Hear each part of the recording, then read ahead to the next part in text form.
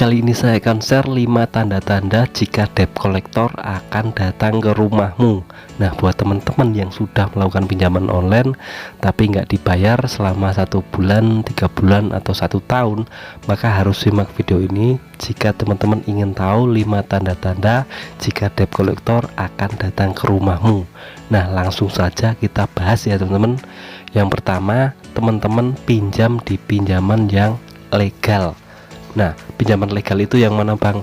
Pinjaman legal itu pinjaman yang sudah terdaftar dan diawasi langsung oleh OJK dan AFVI. Jadi ini 100% pinjaman resmi ya teman-teman. Nah, jika pinjaman resmi itu akan ada debt collector yang menagih teman-teman. Nah, beda ceritanya kalau teman-teman punya pinjaman di pinjaman ilegal, itu 100% tidak akan ditagih karena pinjaman ilegal itu dilarang oleh negara dan indikasinya penipuan ya, itu bukan peminjaman. Jadi harap diperhatikan baik-baik jika teman-teman sudah melakukan pinjaman di pinjaman legal, maka harus berhati-hati karena akan ditagih langsung ke rumah kalian oleh debt collector. Itu adalah ciri yang pertama ya teman-teman.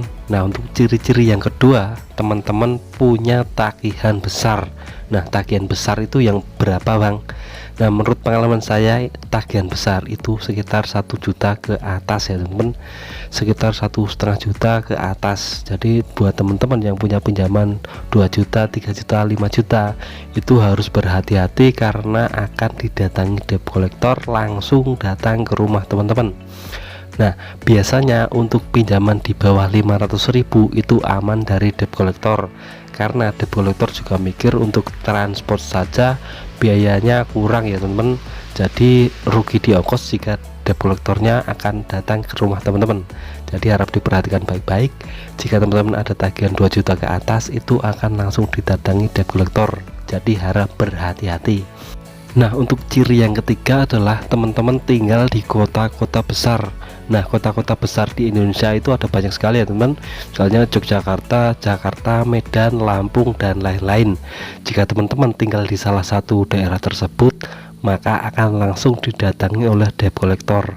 Nah, ini yang saya maksud kota besar adalah kota yang di pelosoknya ya. Jika teman-teman domisili di desa-desa atau di pelosok desa atau di kampung-kampung, itu kemungkinan besar tidak akan ditagih oleh debt collector karena untuk transportnya kurang ya teman-teman.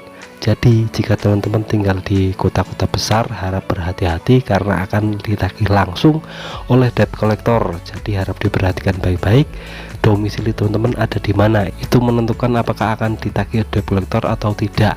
Nah, itu adalah ciri-ciri yang ketiga. Untuk ciri-ciri yang keempat adalah sudah dihubungi oleh debt collector melalui telepon ataupun WA ya, menanyakan di mana rumah teman-teman dan akan ditagih kapan. Nah, ini biasanya bertahap. Untuk pertama-tama biasanya akan telepon teman-teman, kalau nggak diangkat juga akan WA teman-teman menanyakan di mana tempatnya, dan biasanya sudah tahu tempatnya, cuman akan diseleksi lagi dari domisili dan besarnya pinjaman teman-teman. Jadi umpamanya teman-teman sudah ditelepon atau di WA oleh debt collector, itu tidak 100% otomatis teman-teman akan didatangi oleh debt collector. Itu cuma sebagai peringatan agar teman-teman bisa membayar tagihan. Nah, untuk didatanginya itu yang paling penting teman-teman ada di kota besar dan besarnya pinjaman juga besar. Nah, kalau teman-teman besarnya pinjaman cuma kecil dan di pelosok, itu biasanya cuma di WA saja tapi nggak didatangi. Tapi debt collector juga tahu alamat teman-teman karena ada di buku debt collectornya, ada catatannya. Jadi harap perhatikan baik-baik. Itu adalah yang keempat. Yang kelima atau yang terakhir adalah jika teman-teman di sekitar teman-teman itu ada banyak sekali debt collector bank pelejet, bank mingguan, atau bank pasar istilahnya ya. Jika di sekitar teman-teman ada bank mingguan, itu otomatis akan ada didatangi debt collector rumah teman-teman karena otomatis teman-teman di wilayah jangkauan debt collector. Jadi harus diperhatikan baik-baik. Jika di sekitar teman-teman ada bank mingguan atau bank pasar, itu otomatis teman-teman juga akan terlibat didatangi debt collector. Jadi teman-teman wajib berhati-hati ya. Nah, jika teman-teman masih bingung apakah saya akan didatangi debt collector atau tidak dengan tagihan segini dan domisili di sini, bisa tulis di kolom komentar, akan saya jawab ya. Dan jika teman-teman ada pertanyaan lain seputar pinjaman online, juga bisa tulis di kolom komentar. Sekian video dari saya, semoga bermanfaat. Tetap semangat untuk kehidupan yang lebih baik.